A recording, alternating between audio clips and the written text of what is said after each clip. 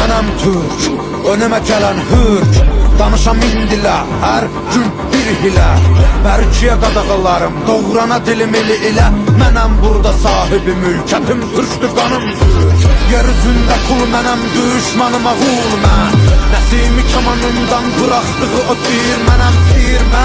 Qırmızı gözlərim çalxalayıb salaram bura toz duman mən. Vermərəm aman mən bir bax heybətə, tanınaram qeyrətə.